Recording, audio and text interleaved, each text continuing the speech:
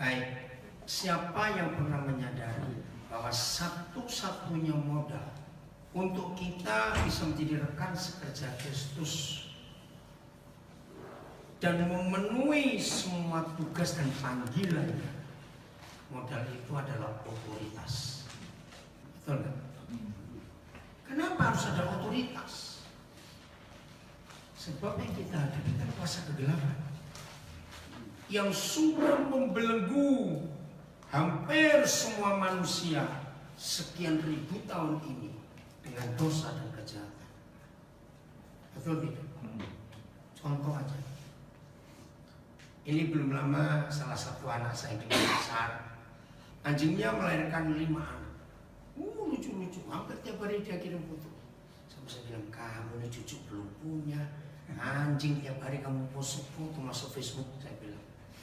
Nah, terus dia rumahnya nggak besar, anak anjing 5.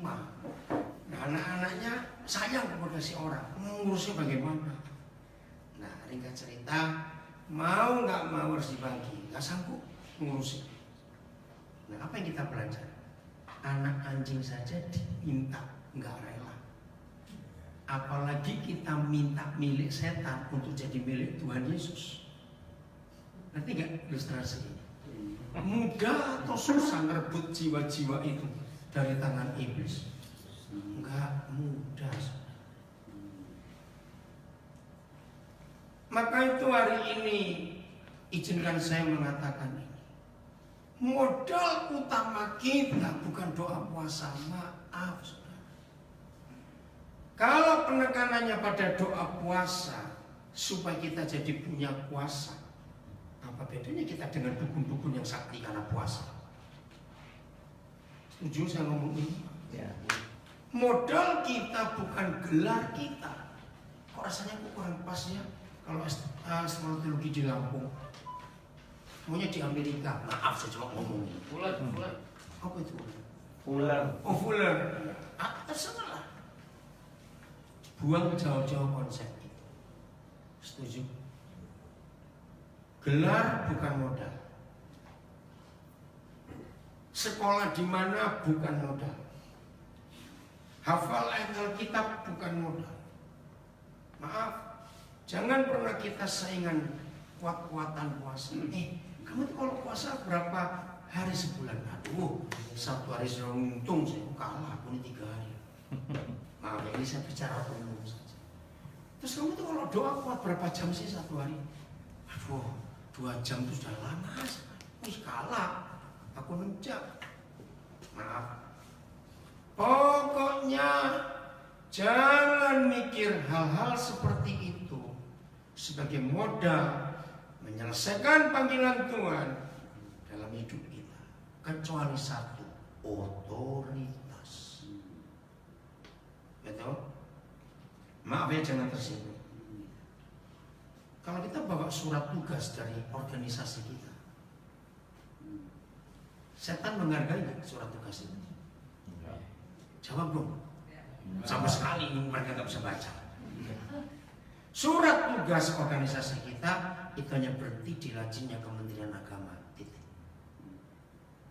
Tapi urusan merebut jiwa-jiwa bukan surat itu, tapi otoritas. Kita semua tahu kisah Rasul itu. Kamu akan terima kuasa, betul? Dunamos. Kalau Roh Kudus turun atas kamu. Ya tapi gimana kerjanya? Betul Roh Kudus. Tapi sahabat itu belum puas. Ada masa semua Roh Kudus. Tidak sedikit semua kita bisa bahasa roh, pernah bernubuat dan karunia roh yang lain. Tapi nggak cukup. Maka itu kita akan belajar dari firman Tuhan. Saya minta pada Roh Kudus tunjukkan kepada saya satu ayat saja yang meyakinkan kami hamba-hamba Tuhan bahwa pergi kemanapun juga kami, maka orang yang mendengar kami itu punya 2 hal: tahu dan percaya. Tahu kita diutus siapa dan percaya kita dapat kuasa dari siapa. Ternyata ada loh ayatnya. Saya juga kaget. Kita buka Yohanes 17 ayat 8. Yohanes 17 ayat yang ke-8. Ada ayatnya sudah. Untuk mengerti ini, kita baca pelan-pelan ya per kalimat, jangan langsung sampai selesai. Yohanes 17 ayat 8. 1, 2, 3. Sebab segala firman yang engkau sampaikan kepadaku telah kusampaikan kepada mereka. Stop dulu. Saudara garis bawahi kata segala firman. Nah, begini cara Roh Kudus ngajar saya. Kalau ada segala firman, berarti ada sebagian firman. Ya atau tidak? Siapa pernah ingat Yudas ayat 20? Bangunlah dirimu di atas dasar imanmu. Masa lupa? Lupa, buka dulu, penting. Yudas 20. Aneh ayatnya. Bangunlah dirimu sendiri di atas dasar imanmu. Ayo, yang paling suci. Nah, paling suci. Kita harus mikir. Kalau yang Tuhan minta iman kita sebagai dasar hidup harus iman yang paling suci. Berarti ada iman yang tidak suci. Ada iman yang sekedar suci. Setengah suci. Nah, setengah suci, seperempat suci. Nah, kalau Alkitab menulis bangunlah dirimu sendiri di atas dasar iman yang paling suci, berarti kita harus kejar itu enggak? Loh, kejar enggak? Iya, karena ditulis. Nah, seperti ayat ini. Sebab segala firman yang telah kau sampaikan telah kusampaikan kepada mereka. Segala. Saya percepat. Cari. Lalu yang bukan segala firman itu apa? Maaf. Jawabannya doktrin gereja. Kenapa saya berani berkata doktrin gereja itu sebagian firman? Maaf. Satu yang paling fatal. Doktrin membuat kita terpisah-pisah dan terpecah belah. Iya. Jawab iya atau tidak? Itulah sebagian firman. Yang punya sebagian ini menganggap kami paling benar, kamu salah. Yang satu berkata kami paling benar, yang ini salah. Kebenaran yang adalah segala kebenaran itu dampaknya cuma satu. Dua, satu memerdekakan orang, betul ya? Kebenaran akan memerdekakan kamu. Yang kedua, membuat kita bersatu. Ada yang marah, doktrin. Kalau doktrin itu dari Tuhan, nggak akan kita menyalahkan yang lain. Dari Alkitab yang sama, dari Roh Kudus yang sama, dari Tuhan yang sama, dari Bapa yang sama. Kenapa kita bisa beda-beda? Karena sebagian firman. Apa hasilnya? Kalau segala firman yang kita terima dari Bapa di surga, kita sampaikan kepada mereka kalimat berikut. 1, 2, 3. Ayo, Sebab segala firman. Oke, ulang lagi. 1, 2, 3, ulang.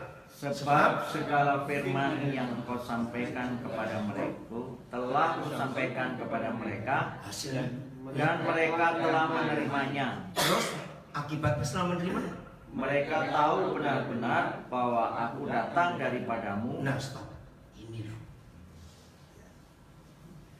Ketika kita datang ke wilayah setan untuk merebut jiwa-jiwa yang dicintai Tuhan Yesus, dan untuk mereka Yesus mati hancur, betul? Maka yang mereka harus tahu, kita ini datang dari siapa? Betul enggak? Maka tahulah, maka mereka tahu benar-benar. Soalnya ternyata ada perbedaan antara benar-benar tahu dengan tahu benar-benar, itu beda. Kita benar-benar tahu Presiden Joko Widodo. Tapi kita belum tahu benar-benar. Nggak pernah ketemu. Ya, betul tidak? Benar-benar tahu dan tahu benar-benar ternyata apa? Bahwa apa? Saya lupa kalimatnya. Tahu benar-benar bahwa? Tahu benar-benar bahwa aku datang daripada. Nah, jadi setan-setan itu akan keder, atau kata keder, akan hormat. Kalau kita datang ke wilayah mereka merebut jiwa-jiwa itu, dan mereka tahu benar-benar kita datang dari siapa, maka itu bukan surat tugas, bukan gelar, bukan hafalan ayat, tapi ini otoritas. Yang kedua, dan mereka percaya. Mereka, ulang dong, 1, 2, 3, dan mereka percaya bahwa Allah yang telah mengutus. Selesai. Yohanes 17 ayat 8. Dan mereka percaya. Aku diutus siapa? Renungkan. Kalau itu ada di hidup kita, akal kita akan kesulitan nggak merebut jiwa-jiwa itu? Jawab. Akan kesulitan nggak kita merebut jiwa-jiwa itu? Enggak. Pasti mereka lepaskan. Karena setan-setan tahu kita datang dari siapa, kita diutus siapa. Nah, semua itu bukan karena kita rajin doa puasa, bukan karena kita hafal ayat, bukan, tapi karena segala firman. Semua kita sebagai gereja Tuhan sangat percaya bahwa otoritas tertinggi adalah firman Tuhan. Tidak ada yang lain. Maka itu ketika segala firman kita dapat dari Bapa, bukan dari ini, dari itu. Maafkan saya saudara, saya kalau ngomong ini jangan diperdebatkan. Kalau kita milih satu sekolah teologi, sebetulnya kita itu cuma belajar satu bagian, ya doktrinnya sekolah teologi itu. Jawab ya atau tidak? Ya. Maka itu sampai hari ini para teolog selalu mempermasalahkan, kamu lulusan teologi mana? Macam-macam. Loh, betul tidak? Kamu Armenian apa Armenis? Mengapa harus dipertanyakan? Karena masing-masing punya konsep. Sekolah teologi ini alirannya ini, teologi itu aliran itu. Nah, begitu masing-masing mereka tahu kita dari sekolah teologi mana, langsung pikirannya pecah. Oh, lain. Lain. Oh, ini beda. Karismatik. Nah, makanya aku pengen, baptis. Jadi kalau kita mau lengkap, maka harus kapan selesainya? Kapan selesainya? Semua PSTT. Betul, terus kapan melayani? Kalau sekolah terus gelarnya kepanjangan, jatuh kita jomplang. Maaf ya saudara, maaf. Apa yang saya sampaikan ini banyak yang nggak suka. Saya bilang enggak, saya nggak butuh disukai. Saya adalah hamba Tuhan yang menyampaikan segala kebenaran. Tidak ada yang lain. Percayalah bahwa Bapa di surga, tolong catat, tidak akan pernah memberikan seluruh kebenarannya hanya pada satu kelompok, satu denominasi, apalagi satu orang. Lengkap. Dia akan bagi di tanah anaknya kok. Maka itu segala kebenaran ini yang kita cari. Paulus pernah menulis, huruf itu mematikan. Masih ingat ya? Kalau kita nekat tentang Taurat, mematikan. Tapi roh itu menghidupkan. Jadi Roh Kudus itu yang luar biasa. Nah, saya mulai cari lagi di Alkitab. Bagaimana? Kita buka Yohanes 14 ayat 26. Yohanes 14 ayat 26. Maka itu pulang dari pertemuan kita hamba Tuhan, ayo kita selalu meneliti segala firman ini, segala firman. Jangan sebagian. Yohanes 14 ayat 26. Baca 1, 2, 3. Tetapi penghibur yaitu Roh Kudus yang akan diutus oleh Bapa dalam namaku, dialah yang akan mengajarkan segala sesuatu kepadamu dan akan mengingatkan kamu akan semua yang telah kukatakan kepadamu. Kita harus kagum pada dua hal tentang Roh Kudus di ayat ini. Satu, dia penghibur, P-nya huruf besar. Berarti itu pribadi. Nah ini aneh. Kalau disebut penghibur, kerjanya apa? Menghibur. Tapi ternyata dia mengajar. Ini luar biasa. Nah saya temukan dalam sistem pendidikan. Ternyata mama itu dilarang keras ngajar anak-anaknya, khususnya SD. Kenapa? Karena mama gak sabaran ngajar anak. Jawab ya atau tidak? Sering bentar-bentar, itu mukul lagi. Lu jawab ya atau tidak? Anaknya gak malah pintar, malah goblok karena ketakutan. Nyupit, jewer. Nah itu dia ngancam. Kamu malas, nggak kasihan bapakmu kerja cari duit membayar sekolahmu, kamu malah tambah stres tuan. Jadi ngajar itu harus menghibur. Amin. Menyenangkan, gembira, sukacita, bukan nakut-nakutin. Nanti dimarah Tuhan Yesus. Nah itu dia makanya itu. Karena ini hal yang kita harus tahu dalam hidup. Tapi yang lebih penting dengar.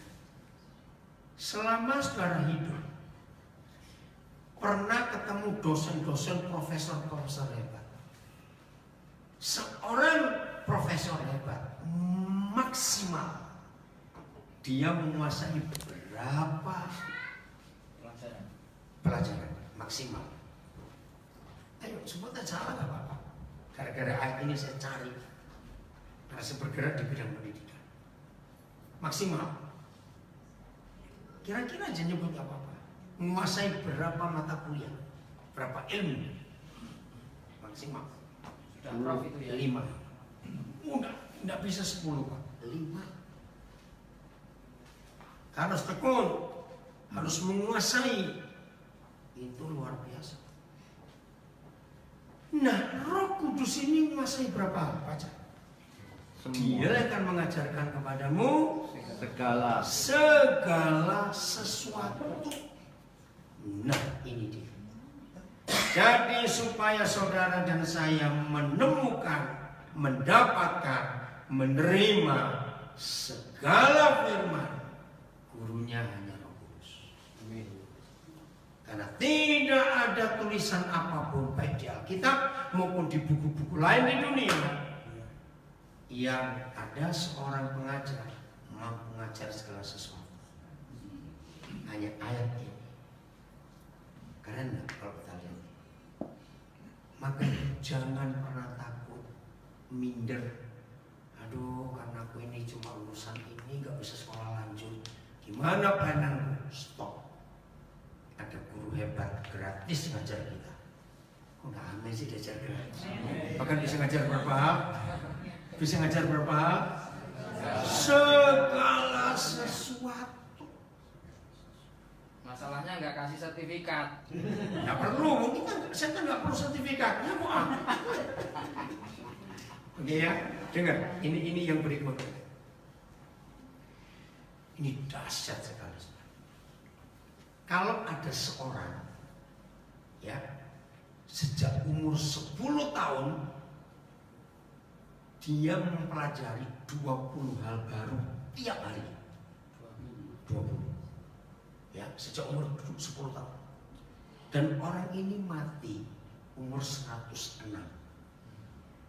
Berarti dia belajar 20 hal baru selama 96 tahun. Bisakah disebut orang ini tahu segala sesuatu? Tidak juga. Ini yang lain jawab, mikir ini. 100 kali 9. Kenapa? Betul, nggak akan bisa disebut dia ngerti salah satu. Kenapa? Bukan. Masih ada berhitung? Bukan, hampir betul. Apa? Nggak dengar? Ayo kita belajar ini, belajar. Terbatas, bukan? Oke, saya percepat. Setiap hari di dunia ini muncul hal baru itu nggak tahu berapa ratus. Loh, betul tidak? Jadi dia cuma 20 ya. Makanya, tapi buat kita hal baru 20 hari itu hebat nggak? Hebat. Pecah ini otak ini kalau diturutin terus, nggak sanggup. Apalagi sampai umur 106, ayo. Ngerti nggak contoh ini? Itu yang Paulus ajarkan kepada saya. Saya aja WA udah nggak tahu.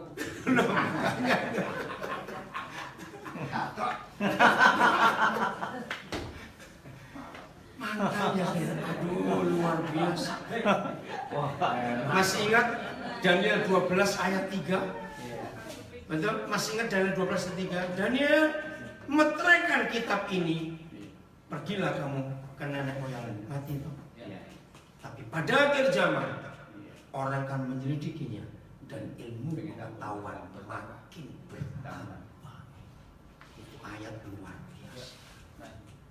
Nah, untuk memenuhi ayat itu hanya Roh Kudus. Lo kok amin deh? Ini luar biasa. Hanya Roh Kudus, kita nggak sanggup. Maka itu saudara, kalau kita tahu firman seperti ini, hidup panggilan Tuhan atas kita itu menyenangkan luar biasa. Selalu antusias. Ada hal baru, ada hal baru. Izinkan saya mengatakan kalimat ini supaya nggak ada yang tersinggung atau marah atau protes. Karena ini berat untuk dimengerti. Menurut Kisah Rasul 28 pasal itu, sebutan yang dominan yang percaya Yesus itu disebut apa? Kata Kristen itu cuma satu kali disebut. murid, Di perjanjian Kisah para Rasul. murid. Itu nggak tahu berapa ribu kali. Tapi setan kurang ajar, menghilangkan yang penting, murid, munculkan yang Kristen yang cuma satu kali disebut. Dan kata Kristen tidak keluar dari mulut Tuhan Yesus, dari orang-orang. Luar, Karena kata Kristen itu ejekan. bukan orang Kristen. Tapi ini yang jadi mendunia. Setan berhasil membodohi kita. Maka saudara dan saya mulai hari harus bangga disebut murid. Karena itu perintah. Maka itu karena kita murid, begitu mendengar kata murid, muncul apa? Belajar. Nah, sambil makan, awas. Murid kok makan. Belajar. Nah, karena kita murid, suka belajar, suka diajar, maka itu kita akan diberitahu tentang segala sesuatu. Amin. Yang tiap hari baru. Maka itu hidup panggilan ini nggak akan membosankan. Betul. Menyenangkan, bergairah, antusias. Amin. Selalu nunggu besok ada apa ya? Besok ada apa lagi? Wih, luar biasa. Saudara, ayo kita kejar. Lalu kalimat kedua di ayat 26, dialah yang akan mengingatkan kita tentang apa ya? Baca lagi. Ini Tentang apa yang diajar? Ayo, ya, baca. Kalimat kedua masih Yohanes 14:26. Ayo. Yang kedua, 1, 2, 3. Dan Mengingatkan kamu ya, mengingatkan kita akan semua yang telah kukatakan kepada akan semua yang telah kukatakan, kuajarkan, kusampaikan kepadamu. 14:26. Bagaimana bisa begitu? Itu tadi. Karena Tuhan Yesus sudah menerima. Yohanes 17:8 menerima apa? Masa lupa. Yohanes 17:8. Sebab segala firman yang telah kau sampaikan kepadaku telah kau sampaikan kepada mereka. Maka itu mereka percaya. Wih, itu keren sekali. Jadi kita tahu segala firman bukan karena sekolah teologi ini, sekolah teologi itu, tapi karena Roh Kudus. Amin. Yang mengajar kita. Dan tidak ada alasan lupa. Karena diingatkan terus oleh Tuhan Yesus. Terus pikun bagaimana? Saya percaya sepikun-pikunnya kita nanti kalau sudah tua tetap ingat firman, gak akan lupa. Dia nulis kok, dia berkata kok. Itu iman saya nanti kalau saya sudah tua. Firman diingatkan oleh Tuhan Yesus. Semua yang dia katakan. Nah semua itu kan tadi segala firman. Masih ingat Yohanes 15 ayat 15? Lo ingat gak? Nggak ingat, buka ayatnya. Bukan. Ayo saudara ini loh. Ayo kita. Saya itu nggak pernah menghafalkan ayat, tapi saya hidupi firman itu. Maka itu beda. Hafal dan menghidupi itu beda. Maaf kalau saya harus ngomong ini, jangan tersinggung. Bagi saudara yang pertama kali kenal saya hari ini, lihat cara saya nyampaikan. Ada ketegasan. Sebab firman itu saya hidupi. Maaf, saya cuma cerita. Banyak orang heran, saya tuh bisa ngajar berapa jam dan tidak ada satu pun catatan di depan saya. Karena Roh Kudus yang bekerja. Bukan saya hafal, enggak. Tapi Roh Kudus itu Yesus mengingatkan terus. Oke, apa bunyinya? Yohanes 15:15. Aku tidak menyebut kamu. Ya ulang, 1, 2, 3. Aku tidak menyebut kamu lagi hamba, sebab hamba tidak tahu apa yang diperbuat oleh tuannya. Tetapi aku menyebut kamu sahabat, karena aku telah memberitahukan kepada kamu segala sesuatu yang telah kujadikan. Dahsyat. Kenapa kita bukan hamba tapi sahabat? Kalau saya pakai bahasa Jawa, wis kadung. Karena aku sudah terlanjur memberitahukan kepada kamu berapa hal. Itu loh penting. Iya, berapa hal baca? Segala sesuatu yang telah kudengar dari Bapakku. Ini luar biasa. Sebab aku telah memberikan, kalau saya kata, sebab aku sudah terlanjur memberikan kepadamu, sahabat-sahabatku, segala sesuatu yang telah kudengar dari Bapa. Pertanyaannya, berarti masih ada yang disisakan sebagai rahasia enggak? Karena ini enggak ada. Saya beri contoh. Sudah semua, makanya itu jadi sahabat. Wih, ini dasar. Saya beri contoh. Siapa pernah kursus jahit, kursus buat kue, kursus masak, kursus apa saja, bayar semahal apapun. Mungkin enggak guru saudara memberikan semua ilmunya? Cepatan jawab. Enggak. Jadi siapa lebih sombong? Betul istilah ini? Kenapa dia enggak memberikan semuanya? Nah itu dia. Bukan cuma rahasia, kalah pintar nanti. Nyaingin. Betapa rendah hatinya Tuhan Yesus. Segala firman yang telah kuterima dari Bapa, segala yang telah kudengar dari Bapa, aku sudah berikan kepadamu. Saya bersyukur ada firman seperti ini. Maka itu maafkan saya. Jangan merasa kurang. Kalau saudara sudah 2 sekolah teologi masuk mau ketiga, ngapain? Maaf ya saya ngomong. Setelah kita tahu firman ini, nggak setuju saya ngomong. Setelah kita tahu firman ini, ada yang gratis kok. Bukan cuma gratis, bahkan mampu mengajar segala sesuatu. Kalau disebut segala sesuatu, ada yang tersisa nggak? Lu jawab dong. Nggak ada, semuanya apa saja. Nah, ini ilustrasi. Kesalahan kita membuat Roh Kudus hanya untuk seputaran urusan rohani. Betul? Sampai hari ini masih ada sebagian besar gereja yang menganggap Roh Kudus hanya tahu hal-hal rohani. Tapi setelah hari ini kita sudah tobat. Maaf, jangan tersinggung, jangan berkata sesat, Mas. Berarti Roh Kudus ngerti bumbu dapur tidak? Loh, tertawa toh? Jawab. Yang paling enak begitu ya. Iya.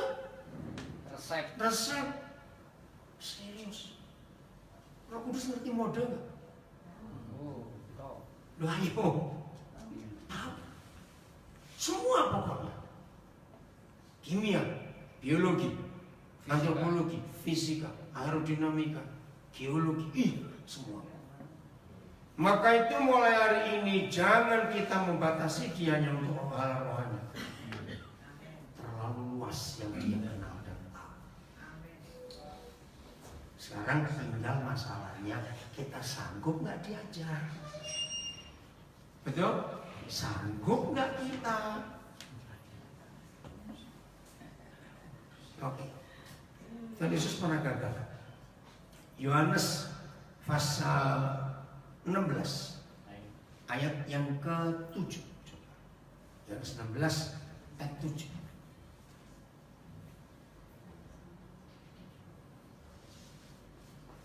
Namun benar dikatakan. Oh, bukan. Sebentar. Yohanes masih banyak hal yang harus kau pelajari. Saya pinjam Alkitab. Ada yang bawa Alkitab buku? Oh, sebentar ya. Pak Ginting, sebentar. Yohanes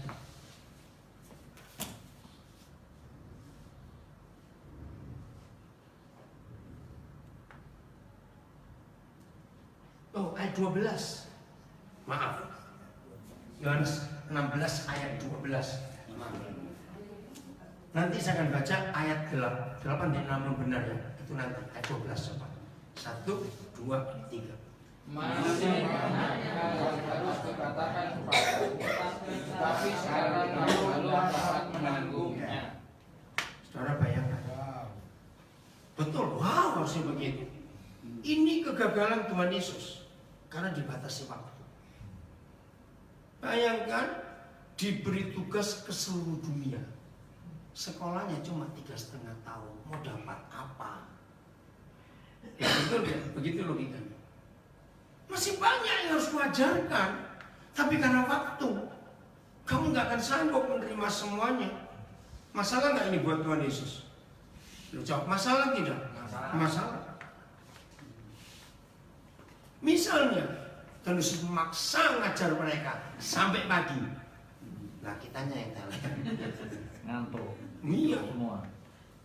Tapi ada satu pribadi. Lihat dari 13. Oh, kebenaran. Nah, baca ayat 13. Terima kasih Bapak. 1, 2, 3. Tetapi apabila ia datang, Ya, ulang. 1, 2, 3. tetapi Ya, stop apabila dulu. ia datang, Nah, ini cara belajar. Kata tetapi harus kita baca terpisah. Begitu. Karena ayat 12 masalah. Terus gimana dong kalau waktunya nggak nyampe? Tapi masih banyak hal yang harus diajarkan. Tetapi, nah, pelan-pelan dulu. Berarti kata tetapi menunjukkan apa? Penjelasan. jalan keluar. Jalan keluar, solusi. Tetapi siapa? Apabila ia datang, yaitu roh kebenaran, terus Ia akan memimpin kamu ke dalam seluruh kebenaran. roh itu akan memimpin kita kemana? Ke dalam seluruh kebenaran. Sekali lagi, Yohanes 17 ayat 8, segala firman. Yohanes 15, segala yang telah kudengar di Bapakku, semua. Keren, saudara. Nah, ayat 13 itu disadarkan Tuhan kepada saya dengan dua pribadi, Petrus dan Paulus. Sepengetahuan saudara, siapa lebih banyak ngisi perjanjian baru dari dua saudara kita ini? Paulus. 27 kitab perjanjian baru, 14 itu surat Paulus. Roma sampai Ibrani itu 14. Tapi sampai hari ini masih ada perdebatan, Ibrani bukan Paulus. Memang nggak ada penulisnya. Cuma saya yakin karena cara ngomongnya, ya, apa itu isinya, penekanannya banyak. Tapi yang paling penting Kenapa murid-murid lain tidak bisa menjelaskan Taurat sejelas kitab Ibrani? Nah, karena Paulus ini kan ahli Taurat. Betul tidak? Maka tuh ketika dia terima pembaruan, dia tercelik. Ya, jadi saya nggak maksa. Kalau saya bilang 13 saya nggak apa-apa.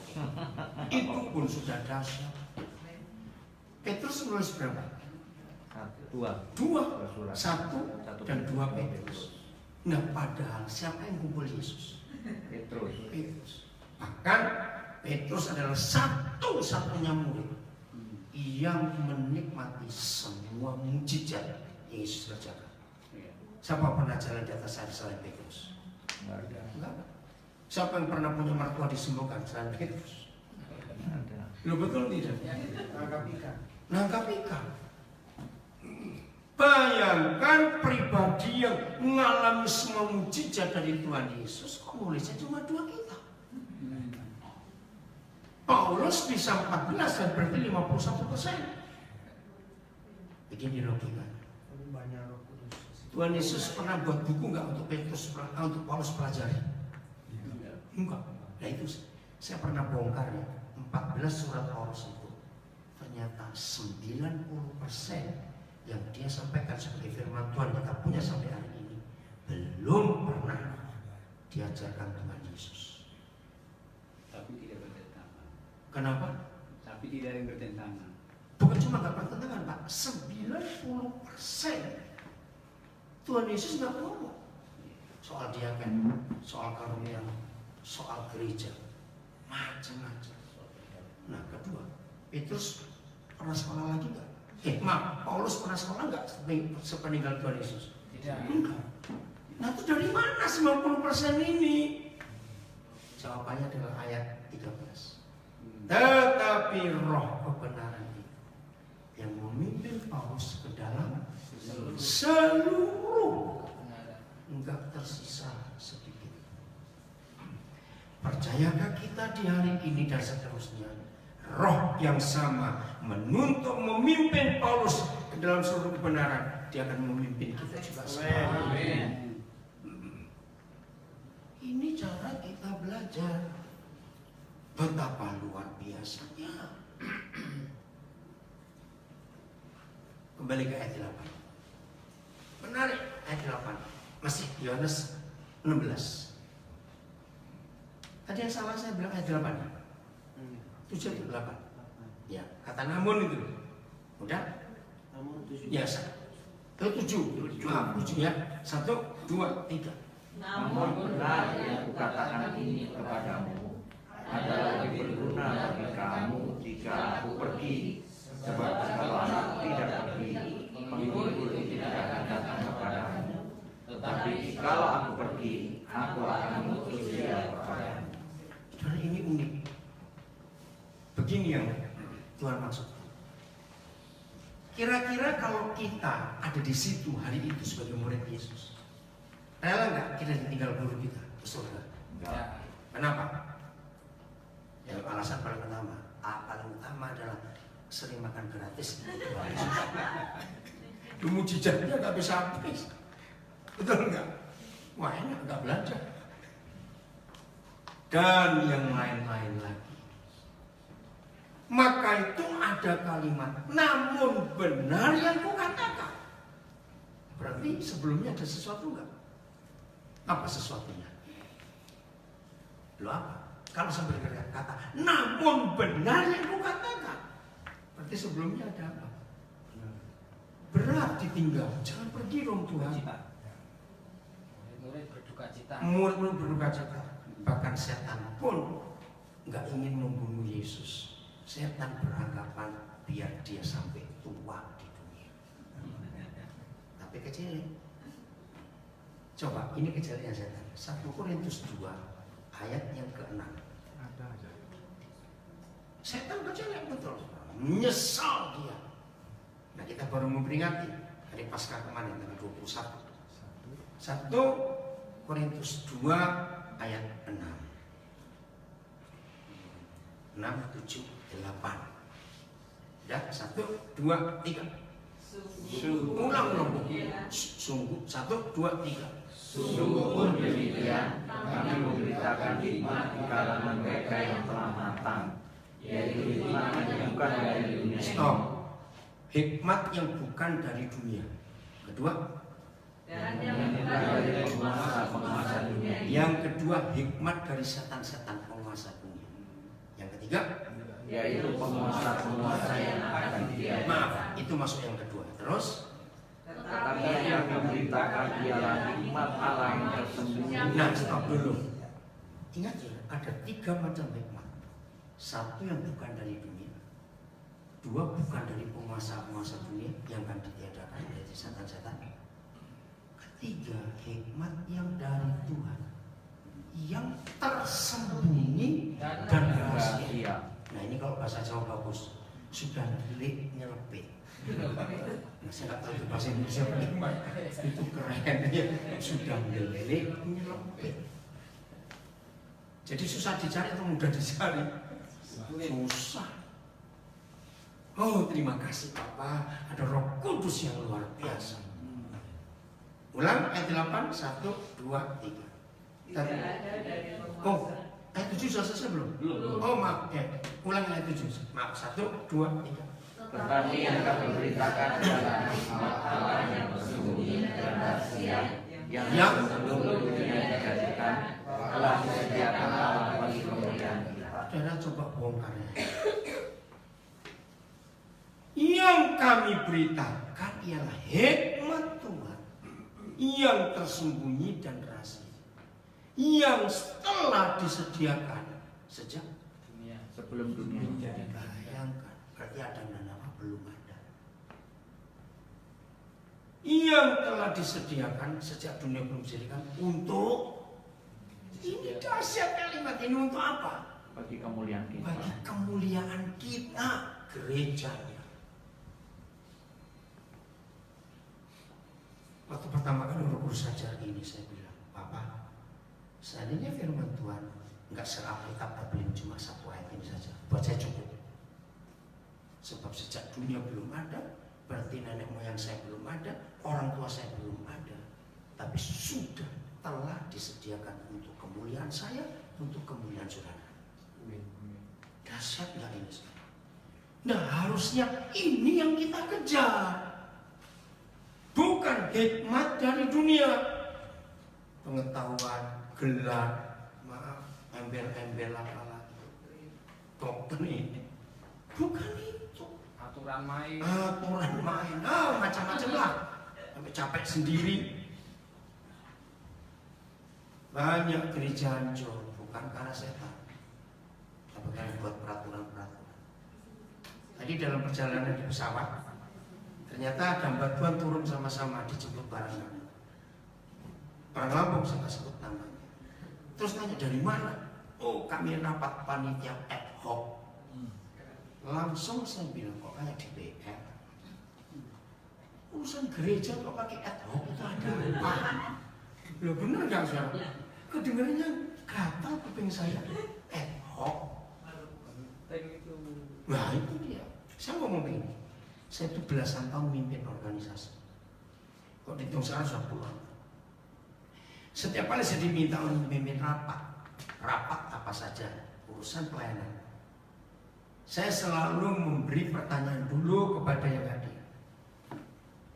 Yang kita pakai itu Alkitab atau ADART, tahu ya, anggaran dasar dengan rumah tangga. Itu penting buat saya.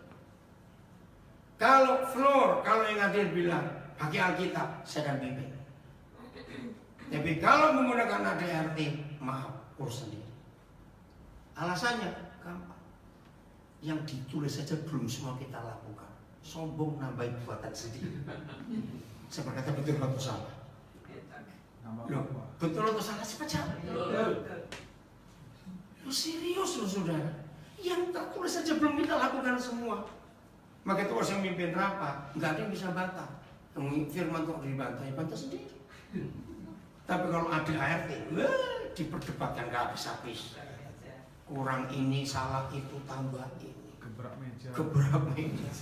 Sana tersinggung, usul nggak diterima. Pakailah Alkitab. Contoh apa saja itu ada di Alkitab. Itu otoritas tertinggi, hormatilah dia. Begitu nggak perlu. Nah kalau ada pemilihan pengurus, formatur, sebelum pengurus formatur, saya juga gampang. Nah yang kita semua sudah dewasa. Siapa mau jadi formatur? Angkat tangan, 5 orang misalnya, atau 7 harus kaji. Oke? Sudah, jadi nggak pakai voting, milih sendiri. Dan kalau kamu milih sendiri, tanggung jawab kepada Tuhan. Milih sendiri kok. Kalau saya milih, berarti jawabnya ke saya. Enggak. Sudah milih formatur, sekarang formatur tanya kepada Tuhan. Siapa mau jadi ketua? Siapa mau jadi wakil ketua? Siapa mau jadi sekretaris wakil bendahara? Selesai, nggak sampai 1 jam, makan. Dah. Jadi nggak usah diperdebatkan, milih sendiri, nggak usah dewasa kok. Setuju saya ngomong ini? Loh, gampang nggak kalau begitu? Loh, susah, gampang. Gampang. Ngapain dibolak-balik? Aduh, kayak bakar pinggo. Maka itu kalau kita hidup dalam kebenaran, enaknya luar biasa. Jadi semua adik ART tidak boleh yang usulan kita, harus ada ayatnya. Jadi tulisannya ayat, pasal ini, kitab ini, pasal ini, ayat ini masuk. Ini selesai. Jadi kita tetap mendahulukan, mengutamakan, menempatkan firman yang paling tinggi dalam urusan organisasi pelayanan kita. Ini Pak, saya lanjutkan. Jadi hikmat dari setan juga bukan. Nah kalau kita tahu ini, bangga nggak? Kita sudah disediakan kemuliaan yang sejak dunia belum jadi. Itu keren nggak sih saudara? Kok nggak semangat? Ini lebih dari uang 10 triliun. Ini lebih dari emas 20 kilo. Betul tidak? Enggak, rasanya dimat. Saya ketika terima ini waktu sampai saya berkata, Papa, seandainya nggak ada ayat yang lain buat saya cukup. Karena saya diberi janji kemuliaan, hikmat yang tersembunyi dan rahasia, yang sejak dunia belum ada sudah disediakan untuk kemuliaan saya. Itu amin. Nah, ayat 8-nya ini setan kecelit. Ayat 8, 1, 2, 3.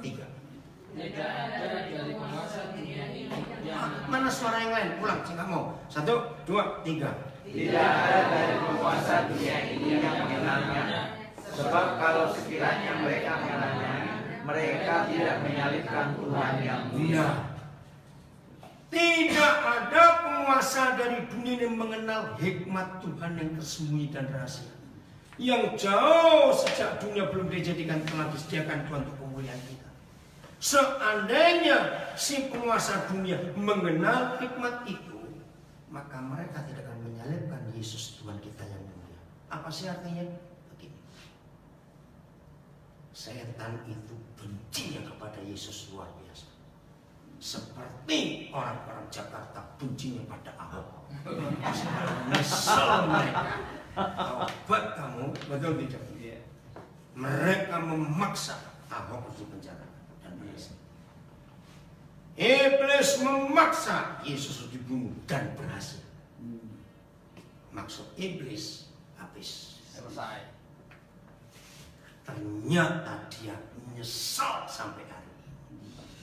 Karena setelah Yesus dibunuh dan bangkit, ternyata dia jauh lebih sakti daripada dia masih hidup. Nah itu kejelekan. Maka kalau itu kalimat pertama bagus. Tidak ada dari penguasa dunia ini yang mengenal hikmat itu.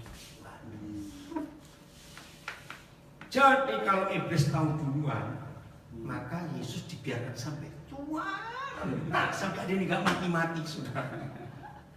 Kayak kan disuruh 2000 tahun nakutin. Maka itu saya sambung dengan Yohanes 16 ayat 7. Namun benar yang kukatakan ini, aku harus pergi.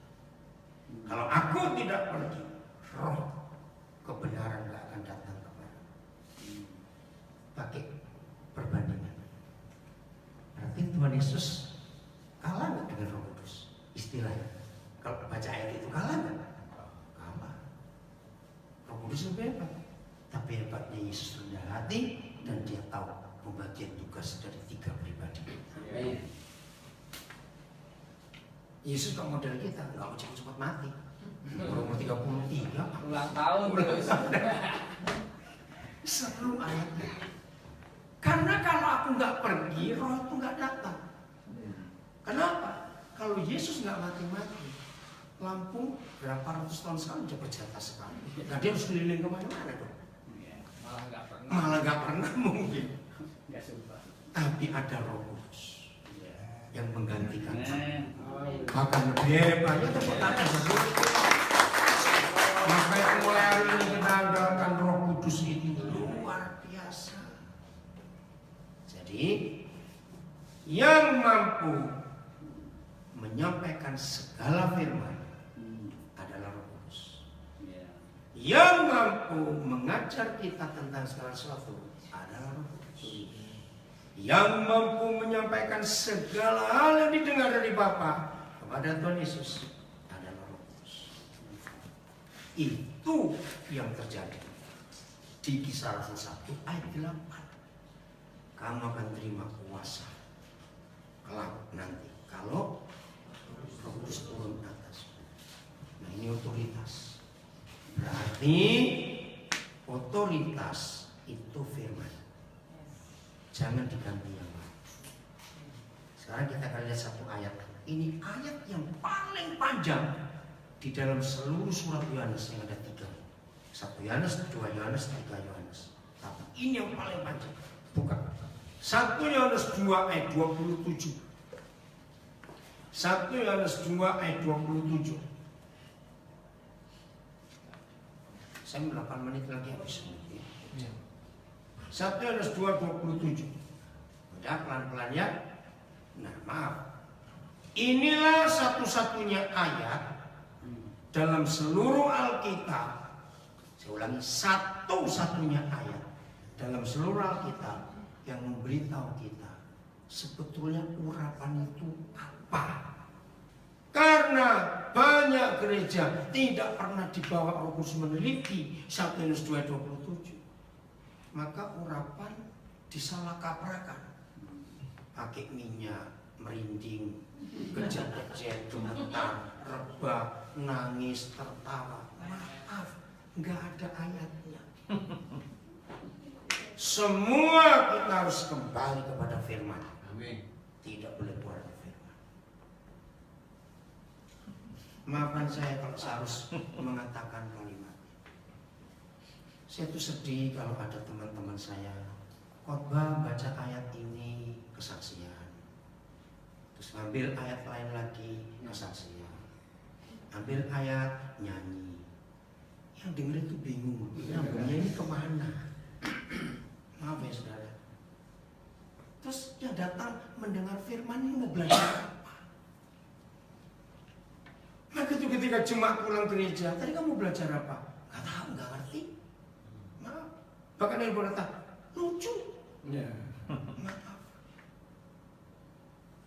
Roh Kudus dalam mengajar kita. Oke, baca 1. Nanti hitung kata mengajar. Ajar itu berapa? Dan berapa kali dalam ayat ini? 1, 2, 3. Sebab di dalam diri kamu tetap ada pengurapan yang telah kamu terima daripadanya. No.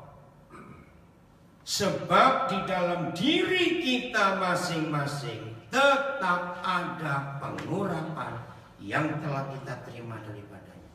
Apa kata lain tetap ada? Selalu ada. Tidak pergi. Tidak pergi. Menetap. Senantiasa. Permanen. Maaf ya saudara. Apa? Permanen. Maaf. Sangat salah kalau ada hamba Tuhan berani berkata. Kan itu banyak di spanduk-spanduk. Setelah khotbah ada doa pengurapan. Menurut ayat ini pengurapan itu bolak-balik atau sekali? Sekali. Maaf. Satu orang dari Amerika kalau khotbah suka melemparkan jasnya, ada yang putih-putih Kamu pengurapan. Nah, itu malah pengurapan karena bau keringat. Maaf saya ngomong. Kenapa sih? Mungkin yang belum. Belum apa. Baca Efesus 1. Sejak kita percaya Yesus, Roh Kudus ada di dalam kita. Itu Efesus 1. Jadi nggak perlu bolak-balik. Apalagi yang ngajari bawa minyak kemana-mana.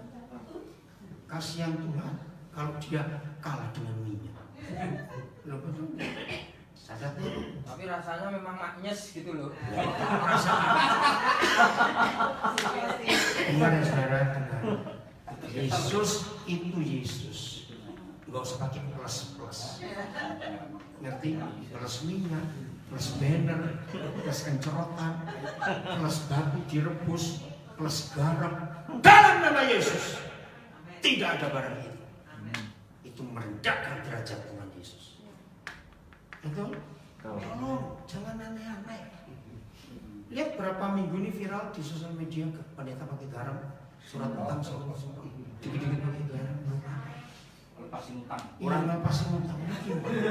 Saya tuh paling marah kalau ada pendeta seperti itu. Kurang garam. Bayangkan kalau utang bisa dilunasi dengan doa, itu kan kurang ajar. Begini kurang ajarnya. Yang pakai duit kita bayar Tuhan Yesus tidak sempurna. Iya toh.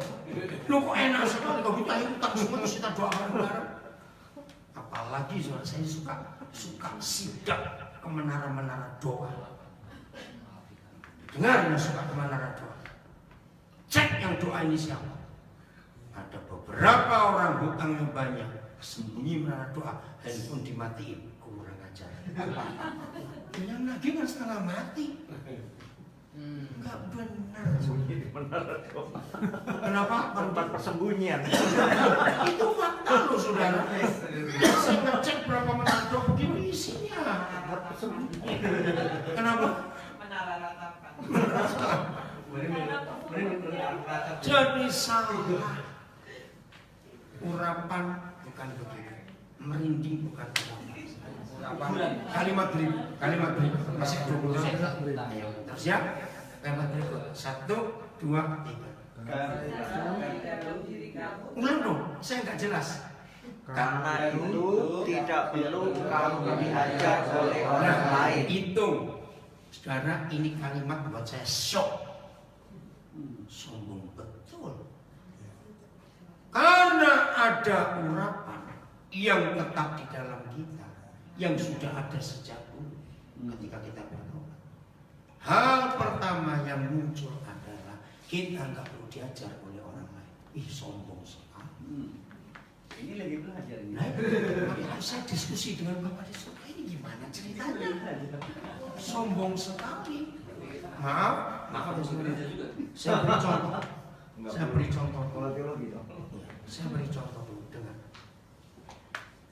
Kalau saya menyebut penemu, inventor, itu kerjaannya apa? Meriset, menggali. Ayo, sebut 3 nama penemu paling hebat di dunia.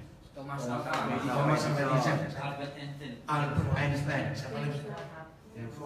James Watt. Ya, itu yang menemukan listrik. Ya. Kok nggak ada yang nyebut orang Indonesia sih? Indonesia banyak orang-orang yang hebat, saudara. Habibie, betul. Siapa lagi? Ya betul. Habib Rizik. Habibie. Itu cuma karena aku nggak bisa ditemukan. Iya, menghilang kok. Ayo, Indonesia itu banyak loh, saudara, cari di Google. 1, Sehat Sutarja, pasti orang Indonesia. Nah, jadi klik di Google, maka itu cari nama-nama Sehat Sutarja. Ini orang Indonesia paling hebat sekali. Sehat Sutarja itu, habis ya. Aduh, mudah-mudahan nggak susah. Bisa langsung siap, saya dulu saya. Nah, ya. Bisa nggak langsung? Nggak bisa, oke, matiin dulu, maaf ya. Jadi kalau saudara lihat punya handphone ada internetnya, Pak Supri penting. Pak Supri, besok saya belikan ya, yang bisa WA ya, awas. Padahal Pasien saya kena orang terkait penting. makan itu. Orang penting loh di Lampung. Oh, Pak, nomor 1. Udah, saya Pak. Nggak punya WA, maksudnya Facebook. Apa? Nah, itu. Sengaja nih biye.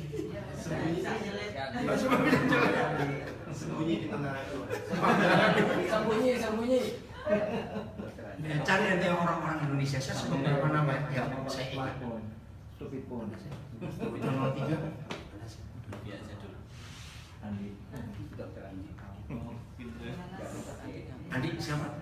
Dokter Andi kalau pernah mengajar gitu kan, karena kalau smartphone itu efeknya ke nggak bagus ke anak-anak gitu. Ya tergantung. Ya ada dikasih. Baca udah saya. Ada ya. Sehat Sutarja itu orang Indonesia. Sekarang tinggal di Amerika, warga negara Amerika. Jadi orang Indonesia paling kaya sedunia. Sebab dia yang menemukan chip yang dipakai di komputer. Kalau nggak ada chip, handphone kita segede batu bata, komputer kita segede meja. Nah dia sekarang punya Marvel teknologi, bukan Marvel production develop. Keren orang ini, saya bangga dengan dia. Okay. Amirullah, orang Kediri, dia penemu 3G. Itu orang Kediri. Saya sudah 5G. Masih. Enggak terkenal. Masuk Pak, ada di berita. Nah kita ini kebanyakan nonton sinetron Korea dan makanya nggak minta film. Akan gantut akan tinggi. Maaf. Gantut akan tinggi. Ayo kita baca. Itu orang-orang yang klik Iwan Pangalila, kelahiran Surabaya. Ya. Dia satu-satunya orang Indonesia yang punya 4 paten di perusahaan Airbus pesawat itu. 4 apa? Paten. Paten. Jadi dia menemukan di paten. Nanti tahun 2030 ada pesawat terbang jenis baru. Dia yang desain. Keren pesawatnya. Ringan. Dia menemukan sebuah logam yang hebat. Terus pesawatnya itu dibuat seperti apa ya? Sarang laba-laba. Jadi bisa tembus. Lihat udara, lihat ke bawah. Keren. Dia menang lomba-lombaan desain pesawat dan banyak lagi. Nah itu penemu-penemu yang hebat. Nah pertanyaannya sesuai ya 102 ayat 27. Para penemu itu belajar dulu, kuliah dulu, baru menemukan. Atau mereka menemukan dulu sesuatu baru jadi ilmu. Mana yang benar? Belajar dulu. Tidak. Thomas Alva Edison itu cuma 4 SD. Para penemu tidak pernah belajar dari siapapun juga. Menemukan sesuatu baru jadi ilmu yang dipelajari. Nah ketika Rukus dirasakan itu saya kaget. Berarti betul ini firman. Kalau Roh Kudus jadi guru kita yang mampu ngajar berapa? Segala sesuatu. Maaf. Yang ngapain kita belajar jauh-jauh susah-susah, bayar mahal lagi. Jadi dengan urapan itu saudara dan saya nggak perlu diajar oleh siapapun juga, hanya Roh Kudus yang mampu. Izinkan saya membuka diri dan maafkan saya.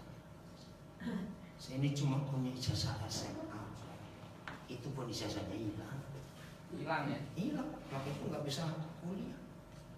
Karena orang tua kami miskin, nggak pernah ngurus sekolahnya anak. Saya mengendapi semua firman yang kita belajar. Keren Roh Kudus. Kalimat berikut belum selesai, di paling panjang. Ayo terus baca. 1, 2, 3. Tetapi sebagaimana pengurapannya mengajar. Nah, stop. Sudah berapa kali kata mengajar? Tetapi sebagaimana pengurapannya mengajar kamu tentang segala sesuatu. Nah, kembali ada kata segala sesuatu. Terus Dan pengajarannya itu benar. keberapa? Ketiga atau keempat? Tiga. Pengajaran tiga. Pengajaran itu benar terus tidak dusta. Tidak dusta, keren. Terus Dan sebagaimana ia dahulu telah mengajar kamu sebagaimana dahulu. Terus demikianlah hendaknya kamu tetap tinggal di dalam dia. mulai hari ini jangan perkosa kata pengurapan dengan sok-sokan sakti. Betul? Saya pakai kalimat ini. Pengurapan itu pengajaran, dan pengajaran selalu firman.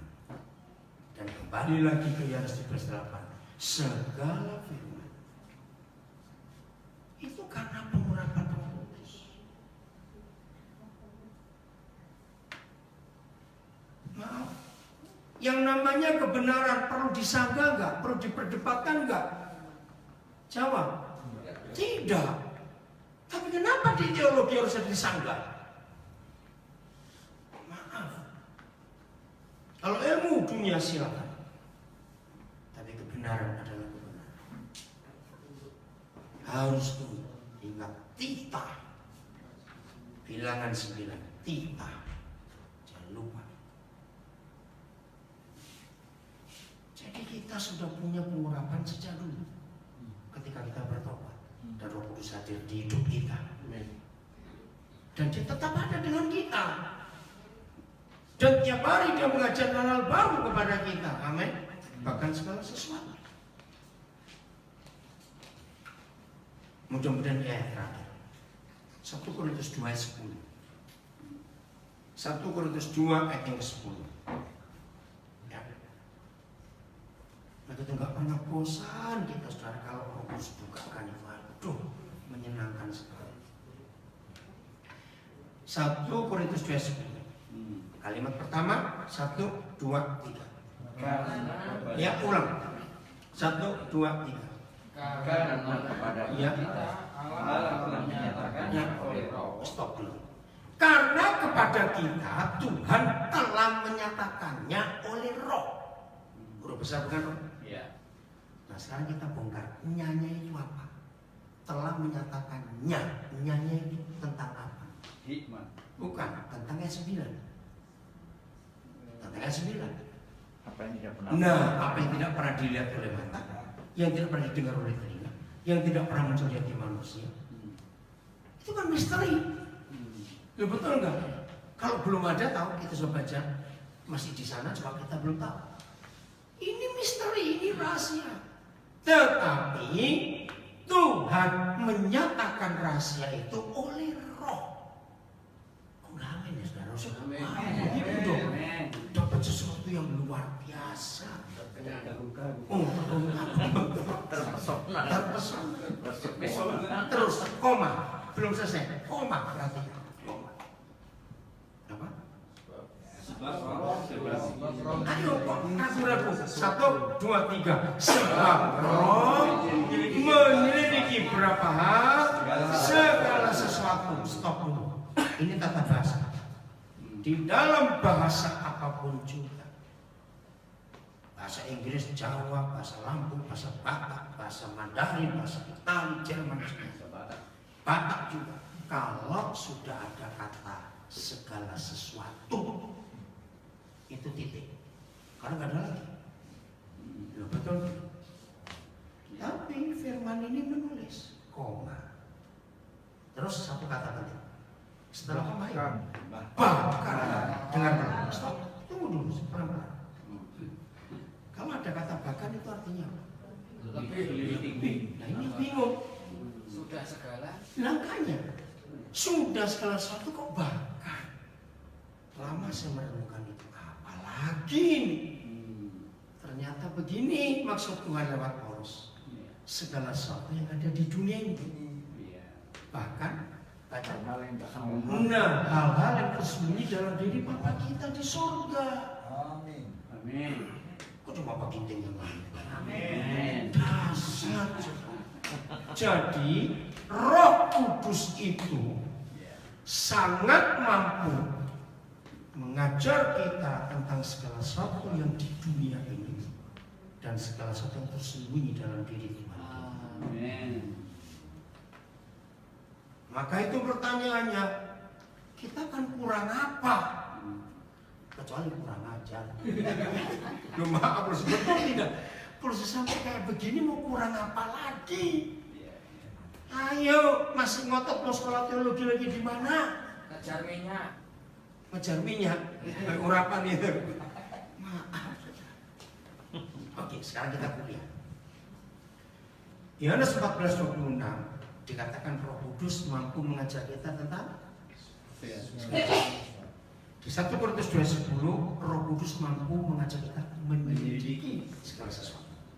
Begini pertanyaan. Kalau ada kelas mahasiswa yang ngajar itu mampu mengajar segala sesuatu dan pengajar yang sama mampu mengajak para mahasiswa menyelidiki segala sesuatu yang diajar jadi apa? Nah jawab dong. Hebat sekali. Lo yang lain jawab. Yang belajar jadi apa? Luar biasa. Luar biasa. Das, super genius. Ayo terus saudara, ayo, yuk, mulai hari ini tempatkan Roh Kudus di tempat yang sesungguhnya. Jangan dikecilkan hanya untuk Allah rohani. Dalam bahasa ilmiah, menyelidiki itu to search. Tapi sebuah teknologi tidak akan berasal dari teknologi kalau ada yang research. Betul? Kenapa? Pakai re, karena pengulangan terus. Dan satu-satunya dosen yang mampu mengajar segala sesuatu dan research segala sesuatu hanya Roh Kudus. Begitu mulai hari ini tempatnya Roh Kudus tempat yang sebenarnya. Jadi sahabat kita yang selalu mengurapi kita dengan pengajaran-pengajaran sehingga kita tidak perlu diajar oleh orang lain dan pengajaran yang benar tidak dusta dan dia tetap di dalam kita. Bagaimana model pelayanan kita? Tadi ada yang tahu saya marah dengan Pak Ivan. Betul saya marah. Bayangkan besok yang diundang cuma 100 orang. Saya bentak dia.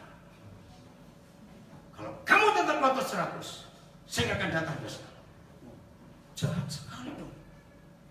Dia ngomong gini, ada 30 daftar kami tolak. Loh, makin buat saya marah. Ternyata gara-gara kurang uang untuk makannya. Saya bilang, saya bayar. Saya nggak suka firman Tuhan yang mendengar dibatasi. Tadi saya marah pada anak saya. Nanti datang hari cuma 30. Kok bisa? Maaf ya saudara, maaf. Dengan kualitas pengajaran saya seperti ini, saya nggak kalau cuma segini yang dengar. Maaf. Ini saudara. Saya minta jumlah banyak bukan karena saya ingin dihormati banyak. Ini firman ini saya. Begitu kenapa tadi saya cerita di Kertosono, undang sebanyak-banyaknya, saya bayar. Saya ancam tadi Pak Ivan. Kalau kamu nggak undang yang 30, saya nggak akan melayani. Sedih sekali. Masa kita dikalahkan oleh duit? Lupa nggak amin. Menghina sekali. Waktu saya minta saudara datang, bisa di mana? Jam berapa itu? Jam 10. Jam 10. Malam kakak. Ayo datang. Saya cuma 100. Datang keroyokan semua. Ngajar lagi. Lihat aja besok pasti Roh Kudus ngajar yang lain lagi. Saya tuh kalau ngajar nggak pernah punya konsep. Lihat saya bawa apa. Paling saya mau ngajar, saya minta Roh Kudus beritahu apa yang harus kita pelajari. Di beberapa gereja kalau satu kali hari Minggu ada 4-5 ibadah. Saya diundang untuk ngajar semua. Saya tuh tadi nggak ngerti, ada jemaat. Pak nanti kebetulan ibadah kedua sama enggak? Enggak dong. Saya nggak pernah sama kalau ngajar. Sebab saya minta Roh Kudus yang memberitahu. Dan itu keren, soalnya itu keren.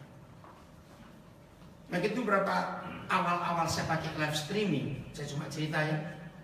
Ada beberapa teman saya pendeta tuh nelfon. Kode itu gak takut ya pakai live streaming. Loh, takut apanya? Apa yang salah? Saya kan kaget. Ternyata begini, kalau saya nggak berani. Lebih dari 5 orang yang nanya saya. Loh kenapa nggak berani? Berarti ngikuti kan harus punya persiapan. Khotbahnya nggak bisa semua, nggak bisa sama semua. Oh itu kamu takut, ikuti aja yang saya ngaji. Maaf ya saya cuma cerita ya saudara. Karena hebatnya Paulus. Selalu ada yang baru, walaupun bahannya sama 66 kitab ini. Itu dasarnya Paulus. Sayang karena waktu. Oke, saya beri kesempatan. Ada 2 orang yang mau bertanya atau diskusi sesuatu? Ya silakan. Ya, pada ini tadi kan menyinggung soal ada tren pemerintah doain orang hutang paling nggak kawinan. Emang itu sih salah ya. Tapi kalau menurut Pak Daniel, seandainya ada hamba Tuhan yang punya hutang bertahun-tahun tidak dilunasi ketika ditagih, selalu bilang pasok tapi nggak ada realisasi. Kalau menurut Pak Daniel gimana? Laporkan polisi. Sudah nggak benar. Apalagi status hamba Tuhan. Iya benar. Itu sudah benar. Setuju. Betul tidak? Bikin malu Tuhan. Lu iya dong. Ini pidana lo ini. Tapi ada hamba Tuhan, saya ini hamba Tuhan kok ditagih. Lu utang Duitin mbahmu ngono. salah sendiri utangnya kan. Enak aja. Oke, ada yang lain? Ya, silakan. Saya kamu coba ya, saya coba. Tadi aja apa kabelnya? Chargernya tadi. Cabut kabelnya saya supaya kamu bisa memutar. Nah, ya, ayo Pak silakan. Ya, tadi saya dengar bahwa ada kehebatan Yesus dan Roh Kudus tadi, Pak. Iya. Ya, ada buku yang menulis dengan pembahasan, kemudian saya akhirnya dapat berbagai apa ya, Masukan. orang bertanya, masukan. Dalam status Tuhan Yesus sebagai manusia yang kita bilang 100% manusia. Dalam masa-masa itu ada buku yang mengatakan kemungkinan keberdosaan Yesus pada saat posisinya menjadi manusia. Nah, kata kemungkinan itu Pak, apakah memang bisa benar-benar Yesus itu jatuh dalam dosa dalam kemungkinan itu? Yang nulis nggak pernah baca Alkitab. Iya. Bukan Ibrani 4 ayat 16. 14 sampai 16. Ayat Ibrani 4. Salah konsep itu. Maka itu kalau baca kitab minta Roh Kudus supaya lengkap. Kalau Bapak baca para Bapak yang tanya, mana Alkitab? Enggak ada ya. Ibrani 4 mulai ayat 14. 1, 2, 3. Lu mana? Ibrani 4 ayat 14. 1, 2, 3. Karena Ulanglah kok ragu-ragu. 1, 2, 3. Karena kita sekarang mempunyai imam besar agung yang telah melintasi semua langit. Siapa dia? yaitu Yesus, Nah, Yesus terus. anak Allah. Baiklah kita teguh berpegang pada pengakuan iman kita. Ya, terus. Sebab imam besar yang kita punya bukanlah imam besar yang tidak dapat merasakan kelemahan kita. Hebat. Imam besar yang kita punya itu selalu tahu kelemahan-kelemahan kita. 100% manusia. Ayat 16 ini dasar. Terus. Sebaliknya sama dengan kita. Sama dengan kita. Ia Ia telah Hanya tidak berdosa. kemungkinan ada. tidak. Tidak. Kemungkinan Salah Bu. Ini firman loh. Dia telah dicobai. iya dicobai Ya. kalau Makanya Yesus tidak taat pada Bapaknya kemungkinan bisa, tapi dia memilih untuk taat. Jangan ada lagi kemungkinan, nggak pernah terjadi kok. Nah Ibu, itu namanya doktrin dan tafsiran. Saya tolak dalam nama Yesus. Ibu, dia memang hampir jatuh. Saudara, setiap kali Jumat Agung, kalau saya khotbah, saya selalu memberitahu jemaat, kemenangan Tuhan Yesus bukan di salib, tapi kemenangannya di Getsemani. Jadi bukan kata kemungkinan Bu, saya nggak bisa terima. Itu kalimat manusia. Jadi jelas dia telah dicobai, tapi tidak berbuat dosa. Ya sudah, itu firman. Ya, terima kasih Pak, karena Ya. kata kemungkinan itu yang membuat satu Nah, bagian bisa. perdebatan. Ya. Catat. kebenaran tidak ada kata mungkin. Betul tidak saya ngomong? Kebenaran nggak ada kata kira-kira. Kebenaran tidak ada kata mudah-mudahan. Nggak ada. Itu yang iblis buat kepada Hawa, kepada Yesus. Mungkin kalau kamu makan buah ini, mungkin. Mungkin kalau kamu ciptakan batu ini, atau kamu jatuh, kamu anak Tuhan. Nggak ada kata mungkin. Maaf ya Bu, saya tegas. Iya. Oke, ada yang lain? Ayo, satu lagi. Ya, silakan. Tentang kami tidak diajar oleh orang lain. Ya. Suatu kali saya merenungkan itu, apa sebetulnya maksudnya? Karena kan semua di antara kita sudah ada Roh Kudus. Waktu Bapak ngajar begitu, sebetulnya di dalam diri saya ada Roh Kudus, dan sepertinya pengajaran yang Bapak sampaikan itu kontak di sini. Ya, rohnya sama. Rohnya sama. Jadi bukan dari kata-kata pengetahuan Bapak, Betul. tapi apa yang Bapak sampaikan itu yang Roh Kudus bangkitkan di sini. Amin. Itu maksudnya. Tapi kalau di sini nggak ada apa-apa, Nggak bisa. itu yang dikatakan diajar. Iya. Iya. Ya, itu perkecualian. Ya. Tadi dalam perjalanan ke sini di mobil ada tanya tentang perceraian. Saya bilang kepada yang tanya, jangan tanya perkecualian, karena jahatnya manusia. Kalau ada perkecualian alternatif, kita bilang itu kan kurang ajar manusia. Loh, betul tidak? Karena tadi kami disusun dengan 2 hamba Tuhan besar di Indonesia yang bercerai. Tapi kok tetap dipakai Tuhan? Saya nggak mau jawab mungkin, enggak. Tetap di mata Tuhan tidak ada perceraian. Karena dia berkata, aku benci perceraian. Dan terus gimana? Jangan minta jawaban. Karena kalau tahu jawabannya kita milih kayak begitu. Loh ya atau tidak? Manusia kalau ada alternatif pasti milih alternatifnya. Nah itu jangan. Biar yang tertulis saja. Tapi betul, kalau di sini nggak ada Roh Kudus, nggak akan nyambung. Ya? Ada lagi soal? Kalau tadi dikatakan dari itu kita tidak perlu diajar. Artinya kan sebenarnya tanpa ada pengajar, Roh Kudus mengajar sendiri. artinya kan misalnya kalau di dalam itu kan di dalam gereja atau pelayanan tidak perlu ada seorang pengajar. Nah, bukan itu. Oke. Kita buka Yeremia 23 ayat 30. Ada ayat yang aneh.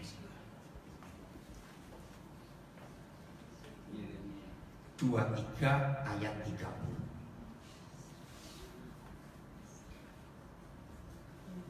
Ya. 1, 2, 3. Serentak mana yang belakang juga? Ayo baca saudara. 1, 2, 3. Sebab itu sesungguhnya aku akan menjadi lawan para nabi, Para hamba Tuhan yang demikianlah firman Tuhan yang mencuri firmanku masing-masing dari mana. tahun 86 saya dapat rasa ini. Saya tertawa. Kok ada pencuri firman?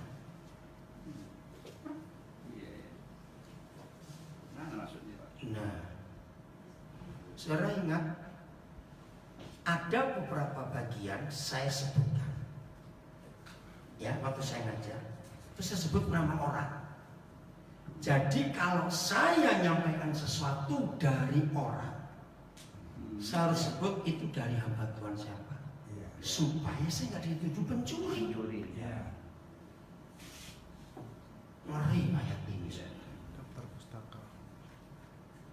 Menjadi lawan para hamba Tuhan yang mencuri firmanku dari temannya. Niru tapi nggak ngaku ya. Niru nggak ngaku dan nggak mau belajar sendiri.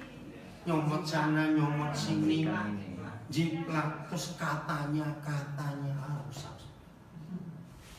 Maka itu, maaf ya bapak-bapak, ibu-ibu, maaf. Begini hasil dari Roh Kudus ngajar. Kita dengar pendeta siapa ngajar, maka ini baru, belum pernah aku dengar dari siapa-siapa. Karena yang ngajar itu dapatnya dari Roh Kudus, yang tidak pernah didengar oleh telinga, yang nggak pernah dilihat oleh mata, yang nggak pernah timbul di hati manusia. Nah itu artinya nggak perlu diajar oleh orang lain, Roh Kudus yang ngajar. Nah tapi setelah itu masing-masing kita bisa belajar sendiri dari Roh Kudus. Betul. Nanti saudara masing-masing pun akan begitu. Orang-orang kan heran, wih kamu belajar dari siapa? Enggak, dari Roh Kudus. Kalau kita belajar dari orang lain, kita sebut namanya. Supaya nggak disebut plagiat dalam ilmu pengetahuan. Jadi keren sekali. Aduh saudara, nggak akan habis ini. Betul, nggak akan habis. Nah kayak gini dulu, maaf ya, saya cuma cerita. Satu pertanyaan, saya nggak punya persiapan. Tentu muncul ayatnya. Nanti orang tanya apa, tentu muncul lagi ayatnya. Karena saya hidupi. Pertanyaannya masih disegel. Segel namanya. Oke, satu orang lagi saya. Oh ya, silakan. Itu Pak, Efesus 4 ayat 23. Ya. Di situ ada kalimat dalam bahasa Indonesia memperbaharui Roh dan pikiranmu. Tapi dalam bahasa Inggris saya baca the spirit of your mind. Jadi Ya satu. Nah, itu kira-kira gimana yang Ya, bahasa itu pasti punya kelemahan. ya. Dengar ya, ini yang saya diajar Roh Kudus. Semua agama di dunia, semua agama memaksa pengikutnya untuk menggunakan bahasa pendirinya. Ngerti maksud saya? Iya. Lo ngerti kan? Ya udah. Tapi Tuhan Yesus tidak. Dia menghargai semua bahasa di dunia. Maka itu Alkitab adalah satu-satunya buku di dunia yang sudah diterjemahkan 4 ayat 23. Efesus 4 23. Yang sudah diterjemahkan ke dalam lebih dari 3.000 bahasa. Buku yang ada baru ratusan. Belum ada buku kedua yang terjemahnya lebih dari 1.000. Belum ada. Hanya Alkitab. Berarti Roh Kudus itu kontekstual di bahasa masing-masing. Tapi intinya sama, isinya sama. Cuma pengkalimatan saja. The spirit of your mind sama. Roh dan pikiran. Dalam bahasa Indonesia, Roh Kudus bisa ilustrasi. Roh itu hati. Kalau kita ini mobil, maka mesin dan setir itu antara pikiran dan hati. Bayangkan kalau kita punya mobil, mesin nggak pernah diperbarui, nggak pernah diservis, setirnya pun nggak pernah diservis, nggak pernah diperbarui, jadi apa itu mobil? Nabrak, nggak jalan. Nah, kalau begitu, hati dan pikiran mana setir mana mesin? Ini ilustrasi saja. Ayo, dan terus dibarui terus, saudara. Ayo, mari kira-kira kita mikir sedikit saja. Pakai hati, kadang pakai pikiran. Enggak, maka itu. Kalau hati, mana setir, mana mesin? Kalau kita ini mobil, Hati di sini. ya betul, hati itu mesin, pikiran itu setir. Mengapa Papa menulis the spirit of your mind? Sama. Pikiran kita punya roh, roh kita punya pikiran. Oh. Itu dia. Dan kita, hati kita diperbarui, pikiran kita diperbarui. Maka itu mantap, betul. Mobil akan jalan dengan baik. Amin. Ya, suka belajar, ini tepuk tangan. Suka belajar yang mulai hari ini ya.